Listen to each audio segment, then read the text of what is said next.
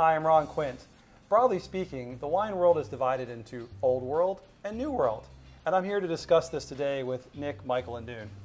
Michael, tell us a little bit about Old World, New World, and how you can use that as a strategy at the Boston Wine Expo. All right, well, we only have a couple of minutes here, but this is really a subject that could go on for hours. But basically speaking, the Old World is Europe, and the New World is really anything outside of Europe. New World wines tend to be a little bit more fruit-forward, tend to be a little bit more, just kind of friendly right out of the bottle.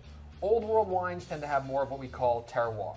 Now again, this isn't true in all situations, but more earthiness. The tannins are a little bit grippier, firmer, a little bit more astringent. And I say these terms not derogatory terms, but more as just kind of characteristics. So if you were at home and you drink Argentinian Malbec, if you drink California Pinot Noir, and you want to try something in the Old World, it's going to be different than what you experience, just because of where the wine's grown, the wine-making styles. If you go to Burgundy, it's a great place to try out a Pinot Noir that you can then compare to your California Pinot Noir. If you want to try Bordeaux, and you're a big fan of Napa Valley Cabernet, you can definitely see some similarities between climate, between soil, between winemaking philosophies. So really, it's a huge, huge world out there that there's more wine being produced today at better quality levels than ever before, both in the Old and New World. So to try to divide it up is kind of difficult, but you have to know going in what you like to drink. And if you can find these parallels between what you drink at home and you go onto the Wine Expo website and you find these regions in the Old World or the New World, if you're only an Old World wine drinker, which is great as well, find some of these regions where you can draw lines to, and then you can target them and really get a great experience and find out what your palate enjoys. Do you enjoy a New World producer that produces wines of an Old World style or using an Old World grape? So really just have some fun with it. Again, there's no right or wrong answers. It's about just, again, as you always say, drink what you like, find what you like, and this is the perfect opportunity to really discover and hone in what it is exactly that your palate likes. Nick, what's your take on Old World and New World, and how would you use that as a strategy for the Boston Wine Expo?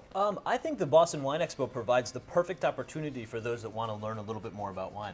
I mean, to get a ticket and then be able to go there and just experience all these different wines is a very, very rare opportunity, one that doesn't come along very often. And especially we here as American wine drinkers, often we really put a focus on the varietal.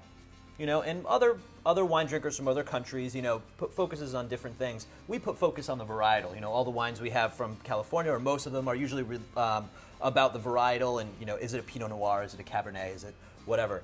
But how the Wine Expo is set up, especially this year, how it's set up by region are the four main parts. Again, there's a Mediterranean Europe, there's the rest of Europe, and then there's North America, and then the Southern Hemisphere. So those four parts. It really gives you a great opportunity to make your world really small. And that's a very, very good opportunity because you can go in there and say you're a Sauvignon Blanc drinker that love Sauvignon Blancs from Napa Valley. You can go in, taste a couple new producers from Napa Valley for Sauvignon Blanc just by looking at the internet a little bit beforehand. And then you can also go over and okay, let's try Sauvignon Blanc from Bordeaux.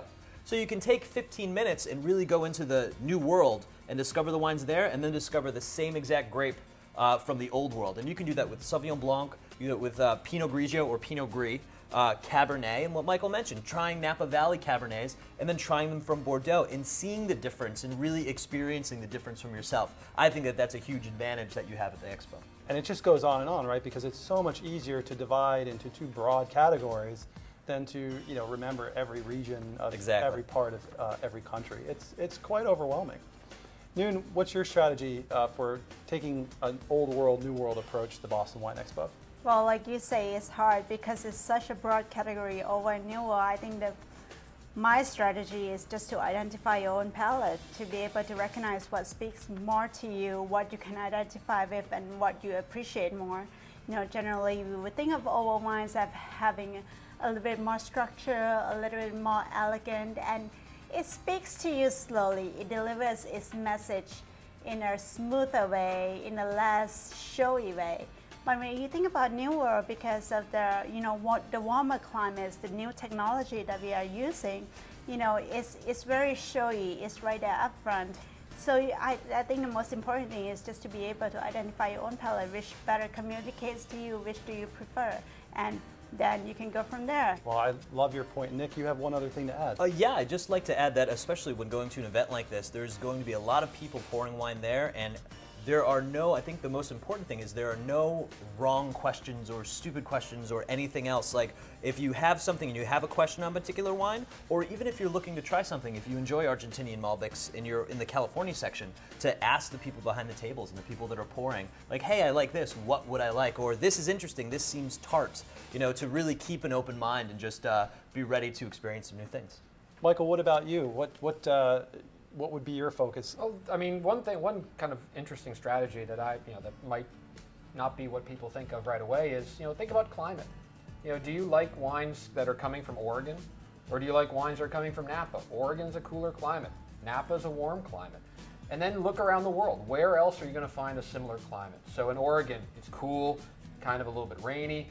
Well, that translates well to Burgundy. That translates well to kind of northern parts of France. It's not super hot. But if you like Napa, think about your Mediterranean regions where it's sunny, it's warm. You have, nice, rich wines like southern Italy, like Greece, like southern Spain. So look at climates. That's just kind of it won't replicate the exact experience that you'll find in Burgundy, in Oregon. But if you look at these similarities, you're going to find a lot more in common than you will find in differences. And Noon, what about you? For example, I like to eat Mediterranean-based food, especially grilled seafood. Hey, what do you think? Greece, maybe? French? Yeah? Maybe some nice, crisp, light white wine. You might be able to find something out there. If you like a piece of steak, where would you go? Argentina? Maybe. California? Maybe. So what do you order when you're there?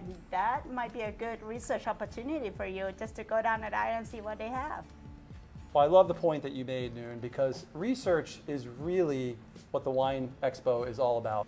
And so using an old world, new world approach will lessen your anxiety, build your confidence, and ultimately give you a more enjoyable experience, because you can take the lessons learned today, apply them, and again, hopefully it will maximize your experience. Thank you. I'm Ron Quince.